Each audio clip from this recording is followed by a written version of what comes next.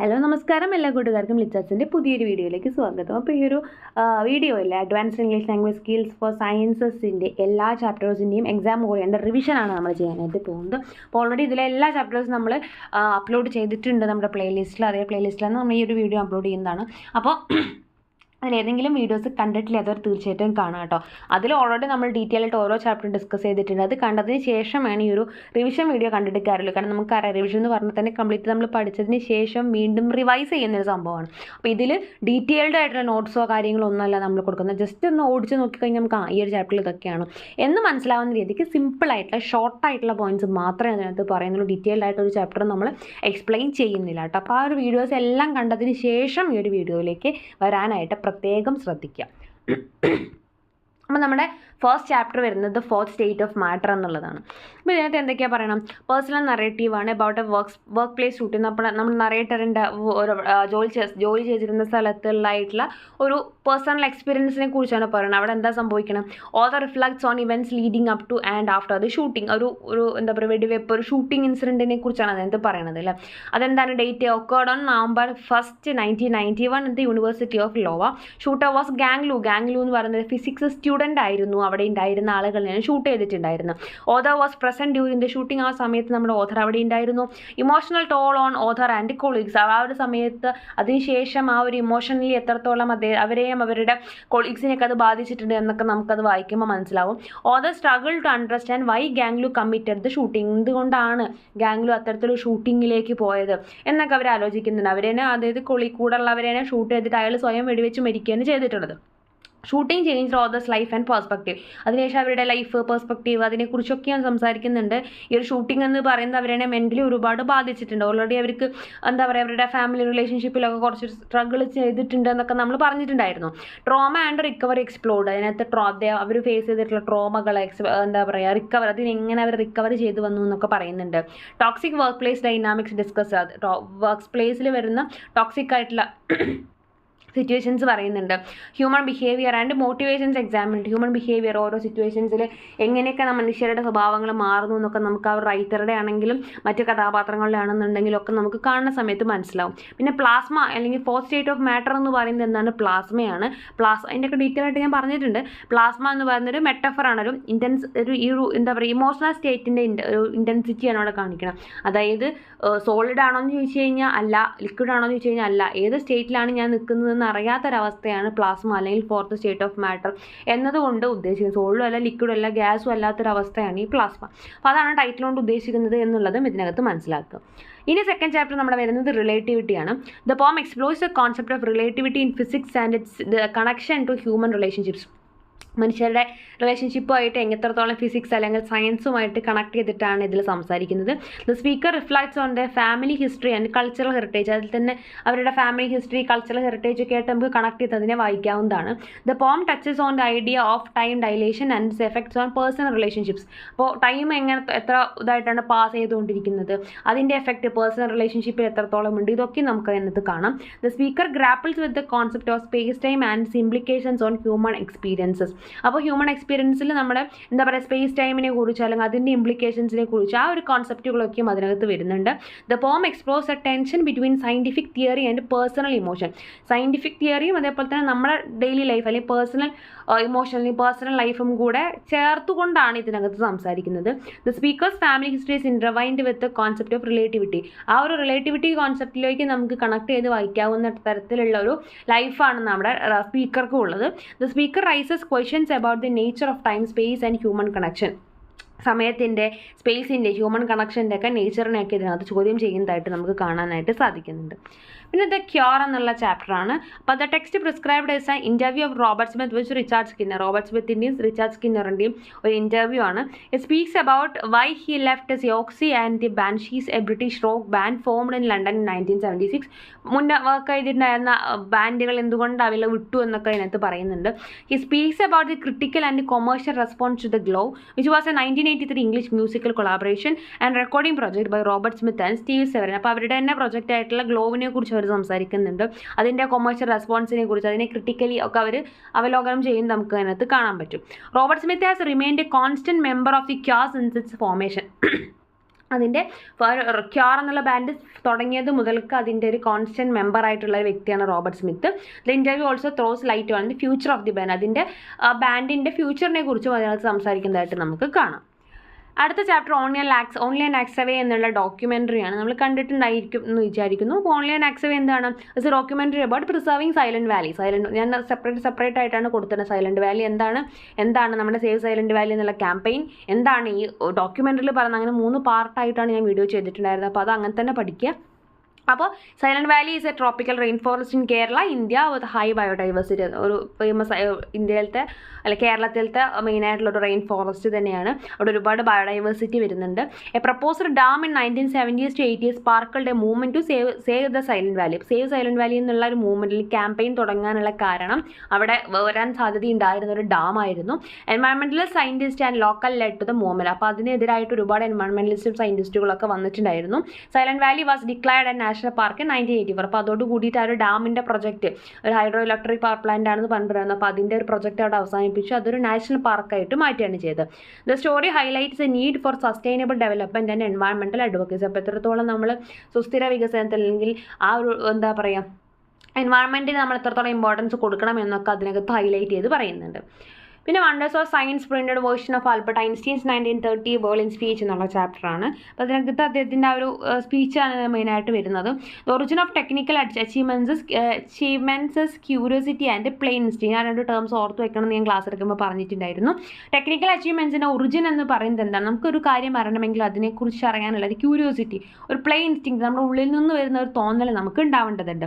Important inventors include ഓയസ്റ്റർ, Reis, Bell, Maxwell, Hertz and Leibniz. അപ്പോൾ ഇവരുടെ എന്താ പറയുക ഇൻവെൻഷൻസ് അതിനകത്ത് ഞാൻ പോയിന്റ് ചെയ്ത് അണ്ടർലൈൻ ചെയ്ത് കാണിച്ചിട്ടുണ്ടായിരുന്നു. അത് അങ്ങനെ തന്നെ പഠിക്കുക. Engineers have made significant contributions to communication and democracy. പിന്നെ എഞ്ചിനീയേഴ്സിൻ്റെ എന്താ പറയുക ഇമ്പോർട്ടൻസിനെ കുറിച്ച് പറയുന്നുണ്ട്. നമുക്ക് ഒരു സയൻറ്റിസ്റ്റ് ഒരു കാര്യം കണ്ടുപിടിച്ചിട്ടുണ്ടെങ്കിൽ അത് സാധാരണക്കാർക്ക് ഉപയോഗിക്കുന്ന അത്രയും എണ്ണമായിട്ട് അത് മാറണമെങ്കിൽ അവിടെ ആരുടെ കഴിവുണ്ടാവണം, അതിൻ്റെ പുറകിൽ ഒരു എഞ്ചിനീയറുടെ കഴിവുണ്ടായിരിക്കണം എന്നൊക്കെ നമ്മൾ പറഞ്ഞിട്ടുണ്ടായിരുന്നു. Radio has a power to bring people together and promote international reconciliation. റേഡിയോയ്ക്ക് ആളുകളെ ഒന്നിച്ചു കൊണ്ടുവരാനും നല്ലൊരു കമ്മ്യൂണിക്കേഷൻ മാധ്യമമായിട്ട് മാറാനൊക്കെയും സാധിച്ചിട്ടുള്ളൊരു കാര്യമാണ്. അതൊരു എക്സാമ്പിൾ ആയിട്ടാണ് കേട്ടോ പറയണം. Radio allows people to experience different cultures and perspectives first hand. അപ്പോൾ റേഡിയോ എന്തിനാണ് സഹായിക്കുന്നത്? പല കൾച്ചറുകൾ, പല പെർസ്പെക്റ്റീവുകളൊക്കെ കൊണ്ടുവരാൻ വേണ്ടിയിട്ട് സാധിക്കുന്നുണ്ട്. Engineers play crucial role in making technology accessible to everyone. അപ്പോൾ അതുകൊണ്ട് തന്നെ എല്ലാവർക്കും ഈ ഒരു ടെക്നോളജികൾ ആക്സസിബിൾ ആവണമെങ്കിൽ അതിൽ മെയിൻ റോൾ വഹിക്കുന്നത് എഞ്ചിനീയേഴ്സ് ആണ് എന്നും അദ്ദേഹം അതിനകത്ത് പറയുന്നുണ്ട്. ഇനി all palaces are temporary palaces എന്നുള്ള ചാപ്റ്ററാണ്. The speaker's 6-year-old niece asks about asteroid mining and implications. അപ്പോൾ സ്പീക്കറുടെ 6-year-old ആയിട്ടുള്ള നീസ് എന്താ പറയുക ആസ്ട്രോയിഡ് മൈനിങ്ങിനെ കുറിച്ചും അതിൻ്റെ ഇംപ്ലിക്കേഷൻസിനെ കുറിച്ചൊക്കെ ചോദിക്കുന്നതാണ് അതിൻ്റെ ഒരു മെയിൻ കോണ്ടെക്സ്റ്റ് എന്ന് പറയുന്നത്. The speaker explores the possibilities of asteroid mining including the presence of precious metals. Asteroid മൈനിങ്ങിനെ കുറിച്ച് അവിടെയുള്ള ഉണ്ടാവാൻ ചാൻസുള്ള പ്രഷ്യസ് മെറ്റൽസിനെ കുറിച്ചൊക്കെയും അപ്പോൾ അവർ ചിന്തിക്കുകയാണ് ഈ ഒരു ചെറു പ്രായത്തിൽ തന്നെ ഈ കുട്ടി എന്തിനാണ് ഇതിനെക്കുറിച്ചൊക്കെ ആലോചിച്ച് വറി ചെയ്യുന്നതെന്നൊക്കെ അവർ ചിന്തിക്കുന്നുണ്ട്. The conversation leads to discussions about the latest technological advancements and scientific discoveries. അപ്പോൾ അതൊരു ഡിസ്കഷനായി മാറുന്നു. പുതിയ ടെക്നോളജിക്കൽ അഡ്വാൻസ്മെൻറ്റുകളെക്കുറിച്ച് സയൻറ്റിഫിക് ഡിസ്കവറികളെക്കുറിച്ചൊക്കെ സംസാരിച്ച് വരുന്നു. The speaker reflects on the human desire for exploration and the need for constant innovation. അപ്പോൾ എന്തുകൂടെ കൊണ്ടുവരികയാണ് മനുഷ്യരുടെ ഒരു ആഗ്രഹം പുതിയ കാര്യങ്ങൾ എക്സ്പ്ലോർ ചെയ്യാൻ വേണ്ടിയിട്ട്, അതേപോലെ തന്നെ പുതിയ ഇന്നോവേഷൻസ് നടത്താൻ വേണ്ടിയിട്ടൊക്കെയുള്ള ആളുകളുടെ ആ ഒരു കണ്ടുപിടുത്തം അല്ലെങ്കിൽ അതിൻ്റെ ആ ഒരു ഇൻട്രസ്റ്റിനെ കുറിച്ചൊക്കെ പറയുന്നുണ്ട്. The poem touches on existential questions including the meaning of life and the universe. എന്താണ് ജീവിതത്തിൻ്റെ ഒരു അർത്ഥം അല്ലെങ്കിൽ പ്രപഞ്ചത്തിൻ്റെ അർത്ഥം എന്താണ് എന്നുള്ള രീതിക്കൊക്കെ ഉള്ള ഒരുപാട് ചോദ്യങ്ങൾ അതിനകത്ത് വരുന്നുണ്ട്. The speaker finds comfort in the connection with the needs and the beauty of the natural world. അപ്പോൾ കുട്ടിയുടെ കൂടെ ഇരിക്കുമ്പോൾ അല്ലെങ്കിൽ നാച്ചുറൽ വേൾഡുമായിട്ട് കണക്റ്റഡ് ആയിട്ട് ഇരിക്കുമ്പോൾ അവർക്ക് ഭയങ്കര ആശ്വാസം തോന്നുകയാണ്. The poem concludes with a sense of hope and wonder for the future. അപ്പോൾ അത് കൺക്ലൂഡ് ചെയ്യുന്നത് എങ്ങനെയാണ്? ഒരു ഹോപ്പ് അല്ലെങ്കിൽ അതിൻ്റെ ഒരു വണ്ടർ, ഭാവിയെക്കുറിച്ചുള്ളൊരു വണ്ടറൊക്കെ വെച്ചുകൊണ്ടാണ് അത് കൺക്ലൂഡ് ചെയ്യുന്നത് എന്നുള്ളത് ഓർത്ത് വയ്ക്കുക.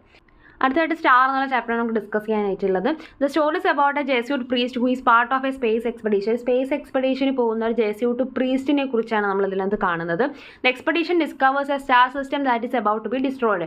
അവിടെ പോകുന്ന സമയത്ത് അദ്ദേഹത്തിന് ഉണ്ടായിരുന്ന വിശ്വാസങ്ങളല്ല തിരിച്ചു വരുമ്പോൾ അദ്ദേഹത്തിന് ഉണ്ടാവുന്നത്. കാരണം അവിടെ ചെല്ലുമ്പോൾ അദ്ദേഹം കാണുന്നത് നശിച്ചുകൊണ്ടിരിക്കുന്ന ഒരു സ്റ്റാർ സിസ്റ്റത്തിനെ അദ്ദേഹം സ്പേസിൽ പോകുമ്പോൾ കാണുന്നുണ്ട്.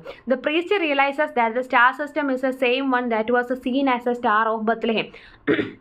അപ്പോൾ അദ്ദേഹം അവിടെ പോകുമ്പോൾ മനസ്സിലാക്കുന്നത് എന്താണെന്ന് വെച്ച് കഴിഞ്ഞാൽ ആ ഒരു എക്സ്പ്ലോർ ചെയ്ത് പോയിട്ടുള്ള അല്ലെങ്കിൽ നശിച്ചുകൊണ്ടിരിക്കുന്ന സ്റ്റാർ എന്ന് പറയുന്നത് ബത്ലഹേമിൽ മറ്റേ ജീസസ് ക്രൈസ്റ്റ് ജനിച്ചു എന്ന് കാണിക്കുന്ന ഇൻഡിക്കേറ്റ് ചെയ്യുന്ന ആ ഒരു സ്റ്റാർ ഉണ്ടല്ലോ, ആ ഒരു സ്റ്റാറാണ് എന്ന് അദ്ദേഹം തിരിച്ചറിയണം. അതായത് ആ ഒരു സ്റ്റാർ എന്താ പറയുക നശിച്ചു പോയതിനെക്കുറിച്ച് അല്ലെങ്കിൽ അതിൻ്റെ ടെമ്പറേച്ചർ കാരണം നശിച്ചു പോയിട്ടുള്ള ആ കാലത്ത് ജീവിച്ചിരുന്ന ആളുകളുടെയൊക്കെയും കാര്യങ്ങൾ അദ്ദേഹത്തിന് അതിൽ നിന്നും തിങ്ക് ചെയ്തെടുക്കുകയാണ്. The priest grapples with the implications of this discovery of his faith. അപ്പോൾ അതോടുകൂടി അദ്ദേഹത്തിൻ്റെ വിശ്വാസങ്ങൾക്കെല്ലാം മാറ്റം സംഭവിക്കുകയാണ്. He wonders if the star was a natural phenomenon or a miracle. അപ്പോൾ ശരിക്കും ഒരു നാച്ചുറൽ ഫിനോമിനൻ ആണോ അതോ ഇതൊരു മിറാക്കിൾ ആണോ എന്നൊക്കെ അദ്ദേഹത്തിന് അത്ഭുതം തോന്നുകയാണ്. The story rises questions about the intersection of science and faith. അപ്പോൾ സയൻസ് ആണോ വിശ്വാസമാണോ എന്നുള്ള ആ ഒരു ചോദ്യമാണ് അതിനകത്ത് മെയിനായിട്ടും വരുന്നത്. അപ്പോൾ അദ്ദേഹം അങ്ങോട്ട് പോകുമ്പോൾ ഉണ്ടായിരുന്ന അദ്ദേഹത്തിൻ്റെ ഒരു ആറ്റിറ്റ്യൂഡ് അല്ല അദ്ദേഹം തിരിച്ചു വരുന്ന സമയത്ത് ആ ഒരു ചേഞ്ച് നമ്മൾ കറക്റ്റായിട്ട് ഡീറ്റെയിൽ ആയിട്ട് നമ്മുടെ വീഡിയോയിൽ പറഞ്ഞിട്ടുണ്ടായിരുന്നു. അത് അങ്ങനെ തന്നെ ആ ഒരു ട്വിസ്റ്റ് ആയിട്ടാണ് അവിടെ വരുന്നത്. എന്തുകൊണ്ട് അദ്ദേഹത്തിൻ്റെ വിശ്വാസങ്ങളിൽ മാറ്റം വന്നു എന്നതിൻ്റെ റീസൺ ആണ് ആ ഒരു സ്റ്റാർ ബത്ലഹേമിലെ സ്റ്റാർ ആണ് അവർ ആക്ച്വലി നശിച്ചിട്ട് പോയിട്ടുള്ള സ്റ്റാർ എന്നുള്ള അദ്ദേഹത്തിൻ്റെ തിരിച്ചറിവാണ് അതിന് കാരണമെന്ന് നമുക്ക് അവസാനം മനസ്സിലാവുന്നത്. പിന്നെ we live in the age of cancer doctor Siddhartha Mukherjee means Adam Rutherford. Adam Rutherford praises Siddhartha Mukherjee. ഇത് നമ്മൾ കറക്റ്റായിട്ട് പോയിന്റ് ആയിട്ട് തന്നെ പറഞ്ഞിട്ടുള്ള ചാപ്റ്ററാണ്. സിദ്ധാർത്ഥ മുഖർജിയുടെ ബുക്കായിട്ടുള്ള എംപറർ ഓഫ് ഓൾ മാലഡീസിനെയാണ് ആഡം റുദർഫോർഡ് പ്രൈസ് ചെയ്യുന്നുണ്ട്. ദ എംപറർ ഓഫ് ഓൾ മാലഡീസിൽ എന്താ പറയുന്നത്, was inspired by a patient's question about her cancer journey. അവരുടെ ഒരു പേഷ്യൻ്റ്, അദ്ദേഹത്തിൻ്റെ പേഷ്യൻറ്റ് എനിക്ക് എങ്ങനെയാണ് ഈ അസുഖം വന്നത് അല്ലെങ്കിൽ എൻ്റെ ലൈഫിന് എങ്ങോട്ടാണ് എന്നുള്ള ആ പേഷ്യൻറ്റിൻ്റെ ചോദ്യത്തിൽ നിന്നുമാണ് ദ എംപറർ ഓഫ് മാലഡീസ് എന്നുള്ള ബുക്ക് വന്നിട്ടുള്ളത്. The Mukherjee's book the gene. 3 ബുക്കുകളെ കുറിച്ചാണ് അതിൽ മെയിനായിട്ടും പറയുന്നത്. Emperor of all maladies, the gene, the song of the cell. രണ്ടാമത്തെ ബുക്ക് ദ ജീൻ ആണ്. It bridges a gap in understanding human genetics. Human ജെനറ്റിക്സിനെ കുറിച്ച് ഡീറ്റെയിൽ ആയിട്ട് പറഞ്ഞിട്ടൊരു ബുക്കാണത്. Third one the song of the cell is an elegy on the basic unit of the life, the cell. മൂന്നാമത്തെ ബുക്കായിട്ടുള്ള the song of the സെല്ലിനെ കുറിച്ചാണ് സംസാരിക്കുന്നത്. Mukherjee's books blur the distinction between disease and desire. നമ്മൾ ആ പറഞ്ഞ same points തന്നെയാണ് കേട്ടോ. ഡിസീസും ഡിസയറും തമ്മിലുള്ള ഡിഫറൻസിനെ കുറിച്ച് പറയുന്നുണ്ട്. Mukherjee acknowledges the contributions of eminent scientist in medicine such as Robert Hooke and Antonie van Leeuwenhoek. അപ്പോൾ ഇത്തരത്തിൽ മെയിനായിട്ടുള്ള സയൻറ്റിസ്റ്റുകളെ കുറിച്ചും അദ്ദേഹം സംസാരിക്കുന്നുണ്ട്. Cell biology has a profound impact on modern medicine and its potential future development. Cell biology എന്ന് പറയുന്നത് അത്രയും ഇമ്പോർട്ടൻ്റ് ആയിട്ടുള്ളൊരു കാര്യമാണ്. അത് വെച്ച് നമുക്ക് ഒരുപാട് കാര്യങ്ങൾ ചെയ്യാനായിട്ട് സാധിക്കുമെന്നൊക്കെയും അദ്ദേഹം അതിനകത്ത് പറയുന്നുണ്ട്. ആ കുറച്ച് പോയിന്റ്സ് അതിനകത്തുള്ളൂ കേട്ടോ, നമ്മൾ അണ്ടർലൈൻ ചെയ്ത് പഠിച്ച കാര്യങ്ങൾ തന്നെയാണ്. ഇനി on earth as in the heavens എന്നുള്ള ചാപ്റ്ററാണ്. The laws of physics are universal and apply everywhere in the universe. അപ്പോൾ ലോസ് ഓഫ് ഫിസിക്സ് എന്ന് പറഞ്ഞ യൂണിവേഴ്സലാണ്. ഈ യൂണിവേഴ്സിൻ്റെ ഏത് ഗ്രഹത്തിൽ എവിടെ പോയി കഴിഞ്ഞ് കഴിഞ്ഞാൽ നമുക്ക് ഈ ഒരു ലോസ് അപ്ലൈ ചെയ്യാമെന്നാണ് പറയുന്നത്. Isaac Newton's law of gravity was a major breakthrough in understanding the universe. യൂണിവേഴ്സിനെ അണ്ടർസ്റ്റാൻഡ് ചെയ്യാൻ വേണ്ടി നമ്മളെ സഹായിച്ചിട്ടുള്ള വലിയ ഹെൽപ്ഫുൾ ആയിട്ടുള്ള തിയറിയാണ് ഐസക് ന്യൂട്ടൻ്റെ law of gravity. The speed of light is a fundamental constant that cannot be exceeded. അതേപോലെ തന്നെ സ്പീഡ് ഓഫ് ലൈറ്റ് എന്ന് പറയുന്ന ഒരു ഫണ്ടമെന്റൽ കോൺസെപ്റ്റ് ആണ്, അല്ലെങ്കിൽ ഒരു കോൺസ്റ്റന്റ് ആണ്. അത് എന്താണ്, നമുക്ക് എക്സീഡ് ചെയ്യാനായിട്ട് പറ്റാത്തൊരു കാര്യമാണ്. Physical laws are not subject to opinion or belief but are based on empirical evidence. നമുക്കറിയാം സയൻസ് അല്ലെങ്കിൽ ഫിസിക്സ് എന്ന് പറയുന്നത്, ഫിസിക്കൽ ലോസ് എന്ന് പറയുന്നത് ആരുടെങ്കിലും ഒപ്പീനിയൻ വെച്ചിട്ട് ആരുടെങ്കിലും വിശ്വാസം വെച്ചിട്ട് നമ്മൾ എന്താ പറയുക ഫൈനലൈസ് ചെയ്യുന്ന കാര്യമല്ല. അത് കറക്റ്റായിട്ട് നമ്മൾ എംപിരിക്കലി എന്താ പറയുക എക്സ്പെരിമെൻറ്റുകൾ ചെയ്ത് തെളിഞ്ഞു വന്നിട്ടുള്ള എവിഡൻസ് കിട്ടിയിട്ടുള്ള കാര്യങ്ങളാണ് നമ്മൾ ഈ ഫിസിക്കൽ ലോസ് ആയിട്ട് മാറുന്നത്. Conservation loss such as A conservation of mass and energy are also universal. അപ്പോൾ ഈ പറഞ്ഞ മാതിരിക്ക് ഗ്രാവിറ്റി മാത്രമല്ല മാസ് എനർജി അതിൻ്റെ ഒക്കെയും ലോസ് എന്താണ് യൂണിവേഴ്സലി നമുക്ക് അപ്ലൈ ചെയ്യാൻ പറ്റുന്ന കാര്യമാണ്. പിന്നെ dark matter is A mysterious substance that makes up 90% of universe gravity but it's nature is still unknown. അതുപോലെ നമുക്ക് ഇതൊക്കെയും അറിയാമെങ്കിലും നമുക്ക് അറിയാത്ത ഒരുപാട് കാര്യങ്ങളുണ്ട്. ഡാർക്ക് മാറ്ററിനെ പോലെ തന്നെ ഒരുപാട് കാര്യങ്ങൾ നമുക്ക് ഇനിയും കൂടുതൽ അറിയാൻ വേണ്ടിയിട്ട് ബാക്കിയുള്ളതുണ്ട്. The universality of physical laws makes a cosmos a simple and predictable place. ഇപ്പോൾ ഇത്തരത്തിലുള്ള ഈ ഒരു യൂണിവേഴ്സാലിറ്റി എന്ന് പറയുന്നത് എന്താണ്, ഈ ഒരു മൊത്തത്തിലുള്ള ഒരു കോസ്മോസിനെ നമുക്ക് ഒന്നും കൂടെ സിമ്പിളും പ്രഡിക്റ്റബിളും ആക്കിയിട്ട് മാറ്റാനായിട്ട് സഹായിക്കുന്നുണ്ട്. Human nature and behaviour are more complex and unpredictable than the laws of physics. മനുഷ്യരുടെ സ്വഭാവം അതേപോലെ തന്നെ എന്താ പറയുക ഇത്തരത്തിൽ ഒരു പെരുമാറ്റമൊക്കെ ഒരു കുറച്ചും കൂടെ ഈ പറഞ്ഞ മാതിരി തന്നെ ലോസ് ഓഫ് ഫിസിക്സ് പോലെ തന്നെ അല്ലെങ്കിൽ അതിനേക്കാൾ കൂടുതൽ കോംപ്ലക്സും പ്രഡിക്റ്റബിളും ഒക്കെയാണ് എന്നാണ് പറയുന്നത്. ഇനി എന്താ പറയുക പൈ എന്നുള്ള ചാപ്റ്ററാണ്. The poem pi by Wislawa Szymborska explores the concept of pi. പൈനെ കുറിച്ചാണ് പറയുന്നത്. പൈ എന്താണ്, pi is an irrational number that represents the ratio of circles circumference to its diameter. അപ്പോൾ അതിൻ്റെ നമ്മൾ സർക്കംഫറൻസും ഡയമീറ്ററും ഒക്കെ നോക്കാൻ വേണ്ടിയിട്ട് യൂസ് ചെയ്യുന്ന കോൺസ്റ്റൻ്റ് ആണ് പൈ എന്ന് നമുക്കറിയാം. The poem describes the digits of pi as A never ending mysterious sequence. Of pi എന്ന് പറയുന്നത് എൻഡ് ചെയ്യുന്നില്ല, അതിങ്ങനെ കണ്ടിന്യൂ 3 അങ്ങനെ പറഞ്ഞിട്ട് കണ്ടിന്യൂ ചെയ്തുകൊണ്ടേ ഇരിക്കുന്ന ഒരു നമ്പറാണ്. അപ്പോൾ അതിനൊരു എൻഡിങ് ഇല്ല. The speaker reflects on the human desire to understand the quantity of the world. അപ്പോൾ സ്പീക്കർ എന്ത് പറയുകയാണ്, മനുഷ്യരുടെ ആ ഒരു ആഗ്രഹം, അതായത് വേൾഡിനെ അറിയാനുള്ള ഒരു ക്യൂരിയോസിറ്റിയാണ് ഈ പൈ പോലെയുള്ള കാര്യങ്ങളിലേക്കൊക്കെ നമ്മൾ എത്തിച്ചിട്ടുള്ളത്. The poem touches on the idea that some things like pi are beyond human comprehension. അപ്പോൾ അതൊക്കെയും ഇത്രയ്ക്കും ശ്രമിക്കുന്നുണ്ടെങ്കിലും പൈ പോലെ ഒരുപാട് കാര്യങ്ങളെക്കുറിച്ച് നമുക്ക് ഇപ്പോഴും മനസ്സിലാക്കാൻ പറ്റിയിട്ടില്ല. നമ്മുടെ അറിവിനും അപ്പുറത്തേക്കായിട്ടുള്ള ഒരുപാട് കാര്യങ്ങൾ ഇപ്പോഴും ഉണ്ട്. Szymborska uses pi as A metaphor for the complexity and mystery of life. നമ്മുടെ ലൈഫിൻ്റെ അത്രത്തോളം കോംപ്ലക്സിറ്റി ഉണ്ട്, അത്രത്തോളം മിസ്റ്ററി ഉണ്ട് എന്ന് കാണിക്കാൻ വേണ്ടിയുള്ള സിമ്പിളായിട്ടാണ് പയ്യനെ ഇവിടെ യൂസ് ചെയ്യുന്നത്. ഇത് സ്റ്റഡി ഇൻ എമറാൾഡ് എന്നുള്ള ചാപ്റ്ററാണ്. A veteran needs a detective with extraordinary സ്കിൽസിലുണ്ട്. ഒരു വെറ്ററൻ വരുന്നത് നമുക്കറിയാം, സോൾജറാണ് അതിന് വെറ്ററൻ എന്ന് പറയുന്നത്. അപ്പോൾ അദ്ദേഹം ഒരു ഡിറ്റക്റ്റീവാണ്. ഇതിനകത്ത് 2 കഥാപാത്രങ്ങളായിട്ട് വരുന്നുണ്ട് മെയിനായിട്ട്. അപ്പോൾ അവിടേക്ക് ആര് വരികയാണ്, ഇൻസ്പെക്ടർ ലെസ്ട്രേഡ് വരികയാണ്. Hires a detective to solve a murder of German royal blood. അപ്പോൾ ജർമ്മൻ റോയൽ ബ്ലഡിലുള്ള ഒരാൾ, അവിടുത്തെ ഒരു പ്രിൻസ് ആയിട്ടുള്ള ഒരാൾ കൊല്ലപ്പെട്ട കേസുമായിട്ട് ഇൻസ്പെക്ടർ ലെസ്ട്രേഡ് ഈ ഒരു എന്താ പറയുക നമ്മുടെ ഡിറ്റക്റ്റീവിനെ കാണാനായിട്ട് വരികയാണ്. The detective and narrator investigate and the detective deduces the killer's identity. അപ്പോൾ അങ്ങനെ ഇവർ നമ്മുടെ എന്താ പറയുക വെറ്ററനും അതേപോലെ തന്നെ ഡിറ്റക്റ്റീവും കൂടിയിട്ട് ഈ കേസ് അന്വേഷിക്കുന്നുണ്ട്. അങ്ങനെ കില്ലറുടെ ഐഡൻറ്റിറ്റിയെ കുറിച്ചൊക്കെ ഒരു ഐഡിയ കിട്ടുന്നുണ്ട്. The investigation leads to a music hall actor Sherry Vernet who is revealed to be an anarchist. അപ്പോൾ അങ്ങനെ ഇവരുടെ എന്താ പറയുക കേസ് അന്വേഷണം ഷെറി വെർണറ്റ് എന്ന് പറയുന്ന ഒരു വ്യക്തിയിലേക്ക് എത്തുകയാണ്. അവിടെ ആ ഒരു തിയേറ്ററിൽ വെച്ച് മീറ്റ് ചെയ്തു എന്നൊക്കെ നമ്മൾ പറയുന്നില്ലേ, അങ്ങനെ ഒരാളിലേക്ക് എത്തുകയാണ്. വെർണറ്റ് escapes leaving a letter that confirms the detective's suspicion and justifies a murder. പക്ഷേ ഇയാളെ വീണ്ടും മീറ്റ് ചെയ്ത് അയാളെ പിടികൂടാനുള്ള ശ്രമമായിരുന്നു. പക്ഷേ ഇയാൾ എന്ത് ചെയ്തു, ഇയാൾക്ക് പകരം ഇയാളൊരു കത്ത് കൊടുത്തയക്കാണ് ചെയ്യുന്നത്. അതിൽ പറയുന്നത് ഇത്രേ ഉള്ളൂ, ഞാൻ തന്നെയാണ് കൊന്നത്, പക്ഷേ എന്നെ നിങ്ങൾക്ക് പിടിക്കാൻ പറ്റില്ല എന്നുള്ള രീതിക്കാണ് അദ്ദേഹം ആ ഒരു കത്ത് എഴുതിയിട്ടുണ്ടായിരുന്നു. The narrator keeps a copy of the letter and account of the investigation to be opened after all involved. ഡെഡപ്പത്തിൽ മനസ്സിലാവണം, അദ്ദേഹത്തിൻ്റെ കൂടെ നിന്നിട്ട് തന്നെ അയാൾക്ക് കാര്യം മനസ്സിലായി, ഇയാൾ എന്താ പറയുക ഡിറ്റക്റ്റീവ് ആണെന്നും അയാളെ പിടിക്കാൻ വന്നാണെന്നൊക്കെ മനസ്സിലാക്കി. അപ്പോൾ അയാൾ വിചാരിക്കുകയാണെങ്കിൽ തീർച്ചയായിട്ടും ഒന്നുകിൽ ഞാൻ അല്ലെങ്കിൽ അവൻ മരിക്കുന്നത് വരെ ഈ ഒരു കേസ് കണ്ടിന്യൂ ചെയ്തുകൊണ്ടിരിക്കുമെന്നൊരു തീരുമാനത്തിലേക്ക് അയാൾ എത്തുകയാണ് ചെയ്യുന്നത്. ഇനി ലവ് പോം ഫോർ ലോൺലി പ്രൈം നമ്പേഴ്സ് എന്നുള്ള ചാപ്റ്ററാണ്. The poem tells a story of 59, a lonely prime number who falls for 60 but she doesn't reciprocate. അപ്പോൾ ഇതിനകത്ത് ഒരു ലവ് സ്റ്റോറിയാണ് പറയുന്നത്. 2 ഡിജിറ്റ് 3 ക്യാരക്ടേഴ്സ് വരുന്നതിന് 3 നമ്പേഴ്സാണ്, പ്രൈം നമ്പറും പ്രൈം നമ്പർ അല്ലാത്ത ആയിട്ടുള്ള നമ്പേഴ്സാണ് വരുന്നത്. അപ്പോൾ ഇതിനകത്ത് 59 എന്ന് പറയുന്ന ഒരു വ്യക്തി അദ്ദേഹം എന്ത് ചെയ്യണം, ആദ്യം 60 എന്ന് പറയുന്ന ഒരു പെൺകുട്ടിയായിട്ട് പ്രണയത്തിലാവുന്നു. പക്ഷേ അത് തിരിച്ചു കിട്ടുന്നില്ല, അത് സെറ്റായി പോകുന്നില്ല. കാരണം 59 എന്ന് പറയുന്നത് പ്രൈം നമ്പറാണ്. 59 മീൻസ് അങ്ങനെ വീണ്ടും 59 പ്രൈം നമ്പർ തന്നെ ആയിട്ടുള്ള 61 ആയിട്ട് കണ്ടുമുട്ടുന്നു. Who is cocky and imperfect just like him. ഇവരെ പോലെ തന്നെ നമ്മൾ എന്താണ് പ്രൈം നമ്പർ, എന്താണ് സംഭവം, അതൊക്കെ നമ്മൾ ഡീറ്റെയിൽ ആയിട്ട് പറഞ്ഞാൽ പറയുന്നില്ല. They bond over their shared interest and individuality. 59ഉം 61ഉം ഒരുപോലെ പ്രൈം നമ്പേഴ്സ് ആയതുകൊണ്ട് തന്നെ അവർ നല്ല സെറ്റായിട്ട് പോവുകയാണ്. 59 confesses his past crush on 60 but 61 isn't jealous. 59 പറയുന്നുണ്ട് എനിക്കിങ്ങനെ ക്രഷ് ഉണ്ടായിരുന്നു 60 ആയിട്ടെന്ന്. പക്ഷേ 61 അതൊന്നും ആലോചിച്ചിട്ട് അവർക്ക് ആ ഒരു ജലസ് ഒന്നും തോന്നുന്നില്ല. 61 tells 59 that together they are greater than 60 could ever be. അപ്പോൾ 69 സമാധാനിപ്പിക്കുക, അതായത് നമ്മൾ 2 പേരും കൂടെ ചേർന്നിട്ടുണ്ടെങ്കിൽ 60 കൊണ്ട് സാധിക്കുന്നതിനേക്കാൾ എത്രയോ മേലെ, നമ്മൾ അതിനേക്കാളൊക്കെ എത്രയോ പെർഫെക്റ്റ് ആണ് എന്ന് അവരവിടെ പറഞ്ഞു കൊടുക്കുന്നുണ്ട്. The poem concludes with 59 and 61 realising they are meant to be and their love is prime example. അപ്പോൾ അങ്ങനെ അവർ അവസാനം എന്താ പറയുന്നത്, നമ്മുടെ പ്രണയമാണ് യഥാർത്ഥ പ്രണയം എന്ന് പറഞ്ഞ് സിനിമകളിൽ കാണുന്നൊന്നും അല്ല ശരിക്കുള്ള പ്രണയം എന്ന് പറഞ്ഞിട്ടാണ് ആ ഒരു കവിത അവിടെ എൻഡ് ചെയ്യുന്നത്. ഇനി nanoclay the liquid turning desert farmland എന്നുള്ള ചാപ്റ്ററാണ്. അതിനകത്ത് എന്താണ് പറയുന്നത്, നാനോക്ലൈനെ കുറിച്ചാണല്ലേ. Rachel Lowell's article explores the potential of nanoclay technology to transform desert land in to fertile farm land. Nanoclay use ചെയ്തുകൊണ്ട് എങ്ങനെ തരിശായി കിടക്കുന്ന അല്ലെങ്കിൽ ജസ്റ്റ് മരുഭൂമി പോലെ കിടക്കുന്ന സ്ഥലത്തിന് എങ്ങനെ നമുക്ക് ഫലഭൂയിഷ്ടമായിട്ടുള്ള ഒരു കൃഷിസ്ഥലമാക്കി മാറ്റാമെന്നാണ് പറയുന്നത്. Desert Control a Norwegian company has developed a liquid nanoclay solution that restores soil fertility in arid regions. അപ്പോൾ ഇത്തരത്തിലുള്ള പ്രദേശങ്ങളിലുള്ള സോയിൽ ഫെർട്ടിലിറ്റി ഇൻക്രീസ് ചെയ്യിക്കാൻ വേണ്ടിയിട്ട് ഈ ഒരു കമ്പനി ഇൻവെൻറ്റ് ചെയ്തിട്ടുള്ളൊരു കാര്യമാണ് ലിക്വിഡ് നാനോക്ലേ.